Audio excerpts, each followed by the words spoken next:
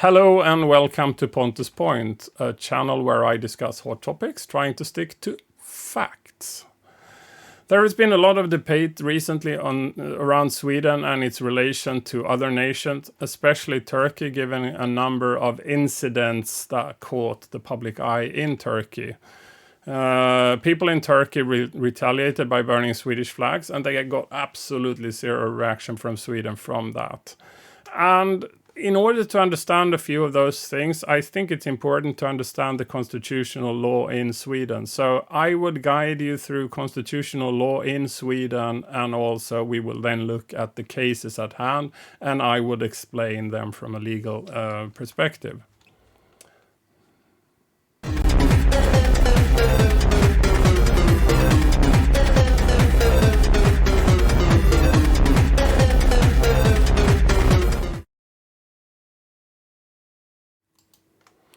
Okay, so constitutional law in Sweden. Am I an expert with a valid opinion around this? These are actually not my opinions.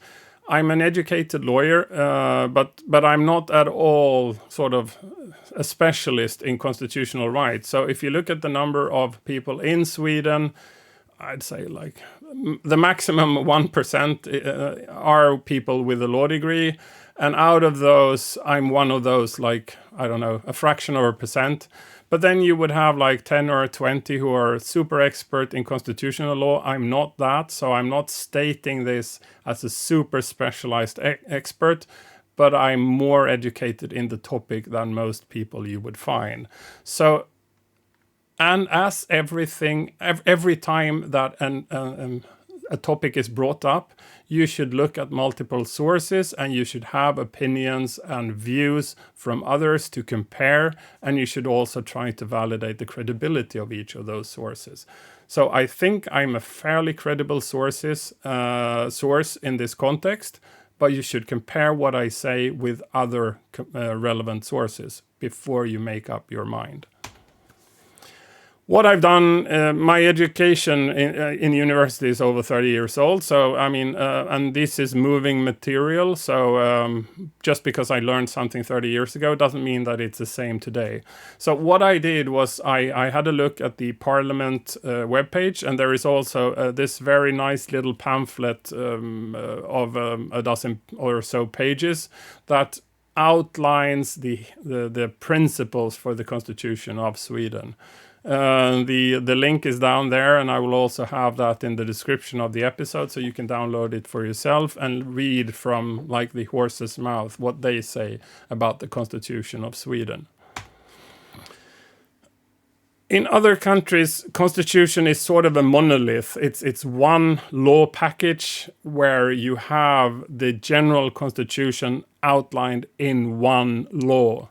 In Sweden, it's distributed between 4 different laws, and why that? I have no idea, but they appeared during different times, and they have different sort of ambitions. It's not, so we don't have something that says constitution. You should know that these 4 are the constitutional laws, the profound laws of Sweden.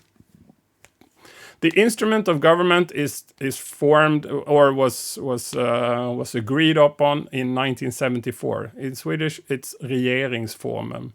It's the instrument of government. That one dictates how Sweden is actually run, and that's where you also find the Bill of Rights and a number of other aspects, as we will go through. Sweden is a liberal monarchy, so we have a democracy, but we do have a king, which is and that king is inheriting the role. The king does not have any power whatsoever, so it's not inheriting power; it's inheriting a role, like a figurehead of the state of Sweden, and that succession of the role as a king is defined in this act of succession. And that was from 1810, so it's really old. And in 1949 we got the Tryckfrihetsförordning, the Freedom of the Press Act. That was a very early one, defining the freedom of press as such. So and this is defining all printed media. But since then, of course, not all media is printed. And I mean, if you want to govern stuff like social media and all the other aspects, I mean, 1949, we didn't even really have televisions back then. So, I mean, the media landscape is totally different. And for that reason, in 1991, we got the Yttrandefrihetsgrundlag, the fundamental law on freedom of expression across medias.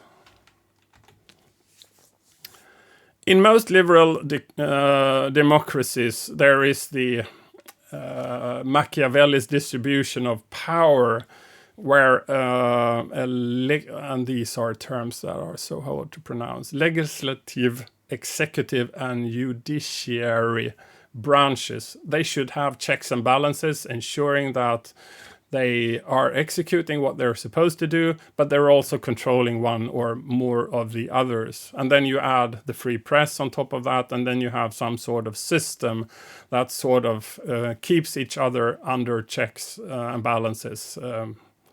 Yeah, that's at least the theory. According to this pamphlet, and this is not really how I have understood it before, but it's our Swedish democracy starts with the people. The democracy starts with the people. That's actually the first line of the regeringsformen. So everyone acts on the authority given to them by the people. This would be also applicable for multiple levels, because the country is distributed in a number of different levels. We have the state level, you have a regional level, and then you have the municipality level, and they are all self-governing. So not one governs the other. I mean, the state is handling the state, but there are a number of decisions for relevant for people on their everyday life, which is done by the municipality. Regions typically take care of transport and health care, because on a municipality level, that the legal domain would be too small for handling large hospital. They need to be sort of regionalized in order to have a sufficient number of people that would be sort of covered by a big hospital. We do have a king, no power. If you read the pamphlet, I think it says like 5 times that the king does not have any power. So that's how he's just a figurehead. So the instrument of government gives a central role to those rights and freedom that are of particular significance for the actual formation of government, the political freedoms. So guaranteeing free formation of opinion in political, religious, and cultural matters. You are supposed to be able to make up your own mind in political, religious, and cultural matters. No, you are allowed to, I mean, the whole point about a democracy is you should convey your message and try to convince others, but the state cannot interfere in that. That's for the people to try to convince one another. Some of the rights and freedoms are absolute. That means that they cannot be restricted whatsoever. It would be illegal if you implement a law which is restricting an absolute freedom in the instrument of government. Some of the other freedoms are allowed to be restricted in statutes or laws, but again, the restriction, we will get to that, because that's like on 2 slides from this one. So let's list a few of those rights and freedoms. These are the absolute ones. So prohibition of capital punishment, corporal punishment, and torture. I guess corporal punishment and torture are sort of the same thing. But death penalty is illegal in the Constitution of Sweden. We cannot have that. You have the freedom of worship, but of course, and you can worship, but some aspects of worshiping would be illegal. So if you would commit a crime when you are executing your sort of worship, then worshipping as such is legal, but your actions during that worship could still be legal. If you are slaughtering an animal in a very cruel way, that could still be seen as a crime, even if and it wouldn't help if you said that this is my religion. I need to kill this animal in this very cruel way because my religion says so. No, you cannot. We have protection against animal cruelty as well, and you cannot execute your worship of your faith in a way which you break laws. Protection from retroactive punishment, that means that if I do something today and that is made illegal tomorrow, what I did today would not be illegal.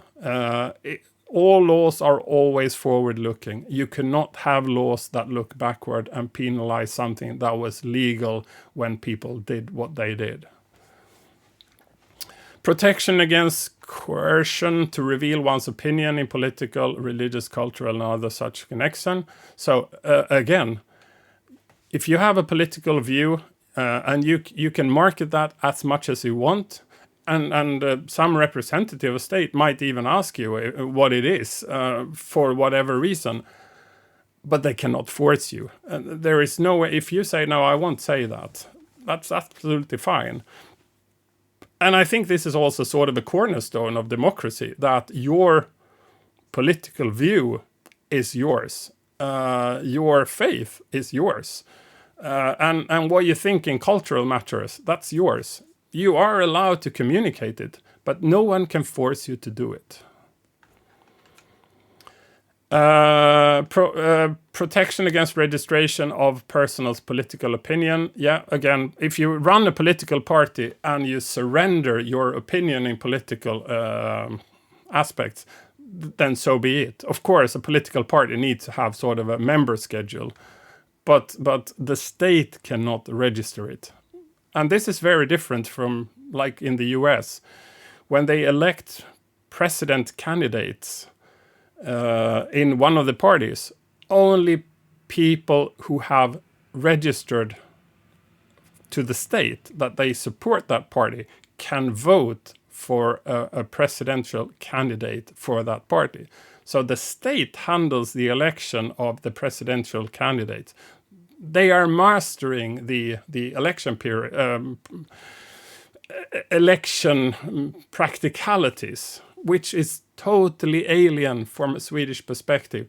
You should never surrender your political opinion to a register that the state has. This is something which I find really, really confusing with the democracy in the US, that you actually register your opinion with the state. If you are worried that you would have a state that eventually becomes bad, it's even more important not to surrender that opinion, because you don't want that potentially evil state to have a list of their political opponents. Why are you having that stupid system? In Sweden, political parties elect their representative. It's an internal process inside the political party. The state has no interest, no say, or no relation to how people elect their representatives inside political parties. They do not. Why should they? And also, you have the rights of to a hearing before a court before you're taken into custody. Also makes total sense. We don't want people thrown in jail and then left there to rot just because it would be convenient. That would be illegal for the state to do that. Okay, and then a number of rights and freedom that can be restricted, but they can only be restricted if a certain set of criterions are met, and we will see that in the next slide. But let's list those that you can actually restrict. Freedom of expression and of information. We are in relation to the state. So this is the state in relation to the citizens. The citizens do have a freedom of expression and information, but it's not absolute.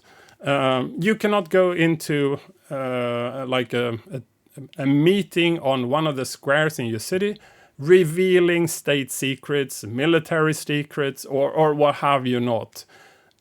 that you are allowed to kind of say it, but then you would be convicted for telling it. So it's not an absolute freedom of expression. Sort of the freedom to express it is sort of absolute, but that does not mean that all expressions are also legal. You cannot point at freedom of expression sharing military details. That's not how the system works.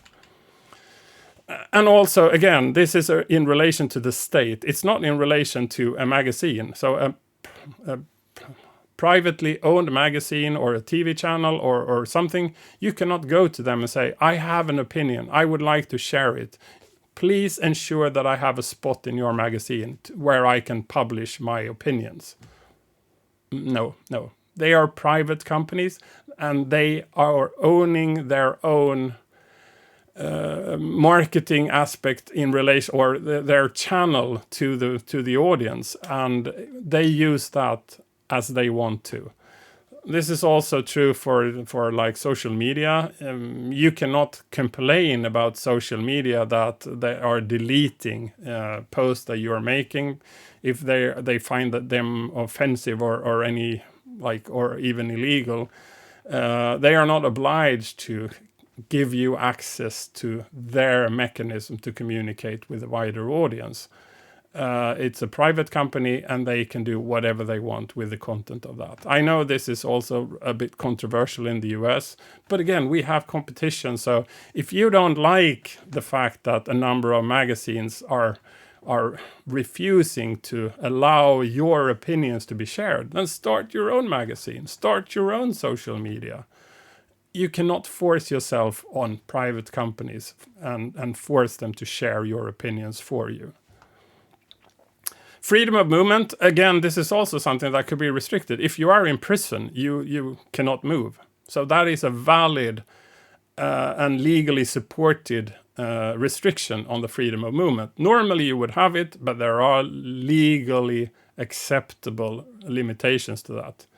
Freedom of association, yeah, you can form your own church, you can form your own political party, you can form your animal rights group or what have you. We have the freedom for association. But if you form a mafia, if you form some sort of activity with the ambition of committing crimes, that would be illegal, right? So we can actually restrict that. So it's not an absolute freedom of association. Protection against physical violence, invasion of privacy, and examination of confidential communication. Yeah, this is the privacy aspect that the government cannot poke in our communication. They cannot open our letter unless there is a valid and tangible suspicion of a committed crime. So if you would need an exception for this, there typically needs to be sort of a court acceptance of this. So there is an acceptance process for any sort of invasions of this. Handing out of IP addresses and the communication around revealing IP addresses has been a controversial issue in Sweden, and this is sort of where the philosophical starting point why handing out IP addresses is controversial. This starts here. You do have the right to public trial, but again, if you have been spying on the state of Sweden, of course you don't have a right to public trial, because then that public trial would be echoing secret aspects. And of course, we couldn't have a trial being used for communicating aspects or information that would be covered by secrecy in Sweden and seen as something we need to protect for our state security. So the public trial, yes, you can have a trial, but it won't be public in if certain kind of criteria aren't met. So and the last section here, they could be restricted, and I've sort of outlined a few of those sort of restrictions. But the general principle here is that the restriction need to be acceptable in a democratic society. So if it's going into the domain of not being acceptable in the democratic society, then of course it couldn't be accepted. And also, the restriction can only go as far as absolutely needed to achieve a certain purpose. We cannot sort of limit free speech for everybody just because there is a general fear that people would share national secrets. Because that would be limiting too much and hitting so many other cases except the ones that we're actually trying to target.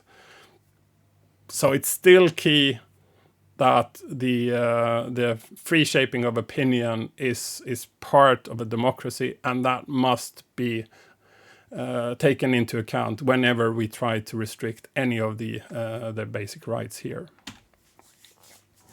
The other part, which we had since the, 13th or 14th century, is the independence of the judicial and administrative bodies. So courts and authorities, they are acting independently. The state and the government cannot interfere in their work. Okay? So if you have something which is a case that is in one of the courts, and you would have ministers in the government having an opinion, that would be a crime in Sweden for ministers to try to influence the outcome of a process in a court or in an authority. We cannot have that. That is illegal. Okay. Let that sink in a bit. That might be different from what you're normally used to, where a president or the prime minister or the government can kind of go in and take over the entire process and be very vocal about how a process should actually end, which makes it very difficult for the authority or the court to actually come to another conclusion. We have total independence of the administrative bodies and our courts. And I mean, like, we cannot, judges in courts are irremovable. So you get that sort of authority for life. Once you have it, you have it. And the government absolutely cannot interfere in that process. So this is what the last two bullets are just pointing out courts and administrative authority. It's just pointing out that they are self-governing and the general government cannot interfere. Okay, let's take a look at a few of the cases we have here, which has been sort of in the media during the last few weeks or months. And I'm taking an example that isn't Turkey as the first one because it was sort of a rather early one. We have a Swedish comedy, irony, satire program called Swedish News. It's addressing a number of aspects, but it's also not kind of steering clear from also ridiculing political parties and politicians, both in Sweden and abroad. And there was this little episode on China where they sort of mocked the Swedish, the Chinese government, and the Chinese government went totally bonkers over this, and they were addressing the Swedish government and requested that they would take action. No, they cannot. The Swedish government cannot act in individual cases. They are forming laws that are implemented and executed by courts, and instruction to authorities that are doing their work. And there is also a court system for authorities where people are sort of having a conflict with an authority. There is a special branch of courts that handle that. But the actual government cannot go in and interfere. This didn't break any Swedish law, which means that no authority and no court could intervene in this case, and the government also could not. That is how the system is designed. It needs to be illegal or in breach of any other restriction or law or rule for anybody to interfere. This was absolutely fine. It was freedom of speech. That is what democracy is about. We are also allowed to express opinions that might offend others. And speaking about offending others, there is this half Dane, half Swedish guy who has the habit of burning the Quran, so burning holy books. This is severely intimidating for Muslims. I fully get that. You have special rules for how you could treat this book and when it's worn out, how you could dispose of it. And then having like an infidel handling it in a blasphemous way. That is, of course, intimidating. I fully accept that. And there is nothing I'm saying against that. That is blasphemy. But thing is, blasphemy isn't illegal in Sweden. It's under freedom of speech. You can criticize religions, political parties, countries, IDs, and a number of other things. This is still covered under freedom of speech. The book itself is an item. He can buy 1,000 of them. He can have his own printing machine, printing new books, burning them. We could stop him if it was a public hazard. His burning would risk the well-being of other people because there would be fire in a public place. But burning a little book is not going to kind of ignite that much fire, so it's going to be a public hazard because of his burning. So that's not a valid point.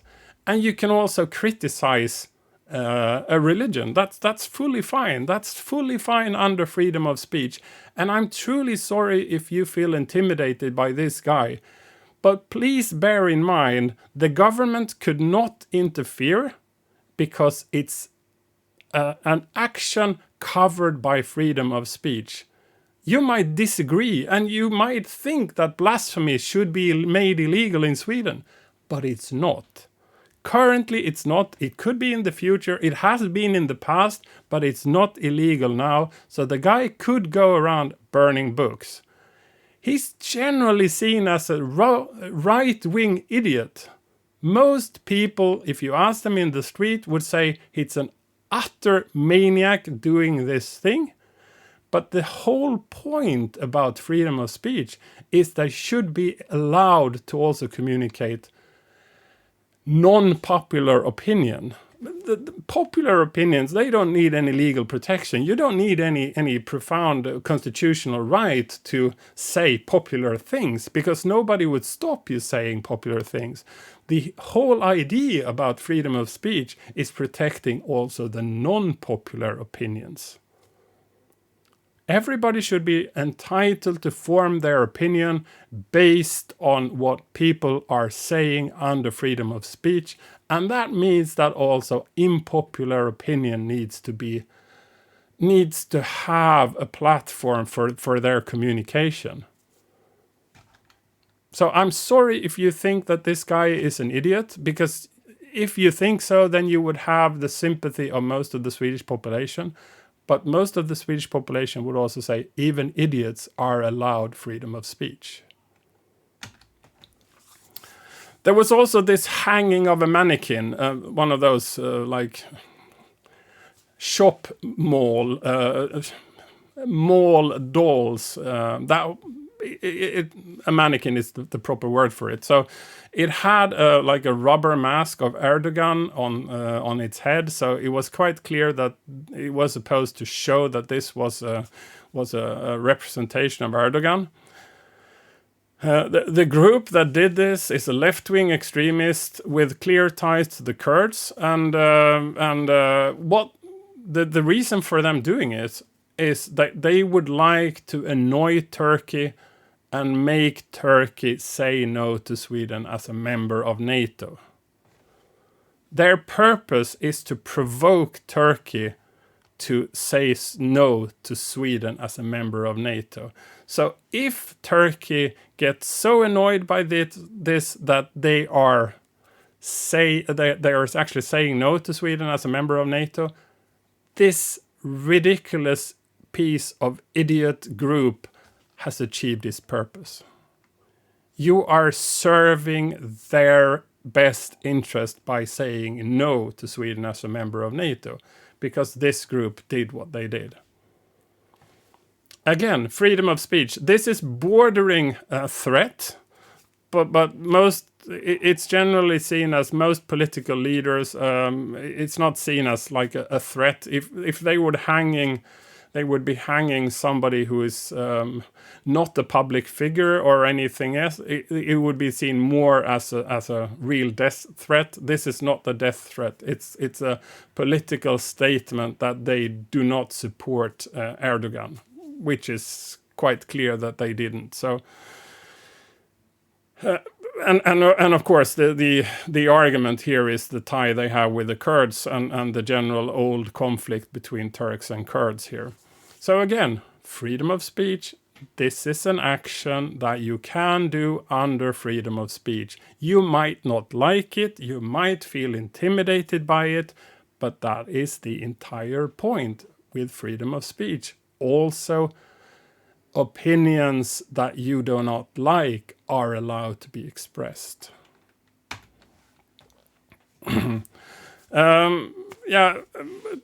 Turkey also puts pressure on Sweden to hand out a number of people of Kurdish descendants that live in Sweden because they would like to have them trialed in Turkey.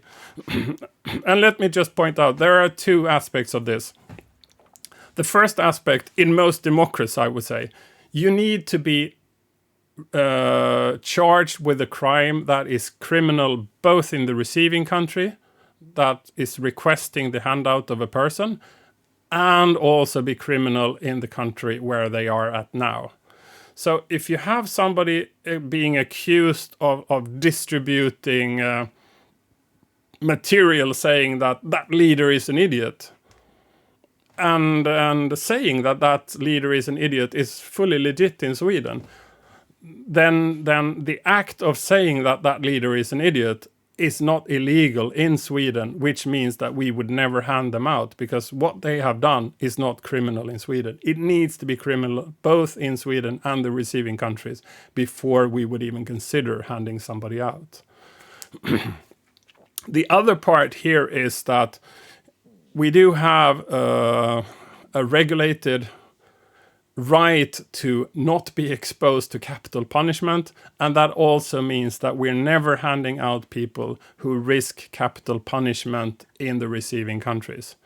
And if you look at the Kurdish population and a number of the people that they are accused of being terrorists just because they tell that the Turkish president is an idiot, or they have the opinion and they voice that opinion, that is not illegal in Sweden, and they are also facing potential capital crime in capital punishment and in Turkey.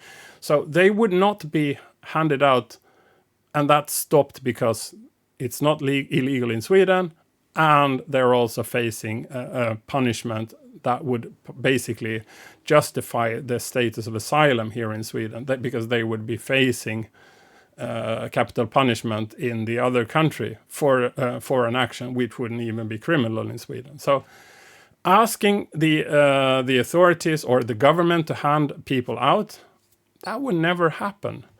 Again, we do have self-sufficient and autonomous authorities. They would look at this and consider that, no, they do not fulfill the requirements for being handed out. So sorry, these guys would never be handed out according to Swedish rules. And the government could have any opinion. They can instate new laws that would make it possible in the future. But then the actions that we are talking about would still have happened in the past. So new legislation would also not cut it. So we are not going to hand out those Kurds. According to Swedish rules, we should not do that. Again, You could have other opinions, but they are sort of void in relation to what the Swedish constitution is telling in this case.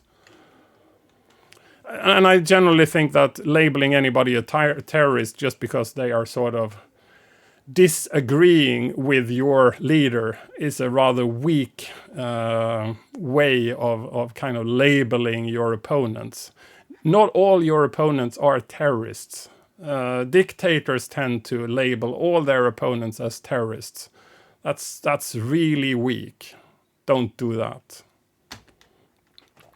So, as a general conclusion, Swedish authorities can only step in to prevent illegal action. Illegal as per Swedish legislation.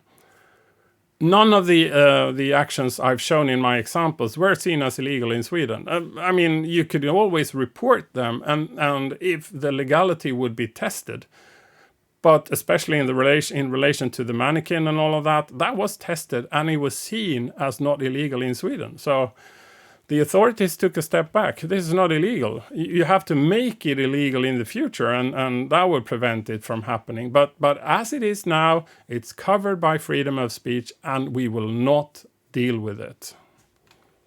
And our Swedish government can also not handle it, because it's handled by authorities and courts, not by the government. You can disapprove of actions, but freedom of press and freedom of speech is there to secure that also non-popular opinions are voiced. That is a fundamental criteria for having a democracy, protecting the opinions which might not be perfectly popular. We should also protect that, because they are sort of necessary for showing all aspects and having all the aspects there when people are making up their mind about their faith, their cultural affiliation, their political affiliation. We are allowed to communicate that. That's part of being a democracy. And if you don't support that, you're actually against democracy. And for me, then you would be one of my enemies, because I'm all in favor of democracy, which means that I'm all in favor of freedom of speech. Freedom of speech with certain limits, but only as much as absolutely needed. The thing also here is that, why are they doing it? Why are they hanging mannequins? Why are they burning books? They are doing it because they want to provoke people to react. If you learn to ignore them, see them as idiots, it's a mannequin, it's not a human, it's not in any pain if you hang a mannequin. It's a thing. A book. Burning a book, it's an item. Print 1 million new ones. It's rather a good thing that you have somebody printing your holy book. They will get additional business by printing more books because an idiot is burning them on the street. That's allowing him to sell more, to earn money from providing your holy book. That should be a good thing. Stop being provoked. The fact that you are provoked is the issue here. They would stop doing that if you stopped caring, if you stopped getting provoked by silly actions by silly people.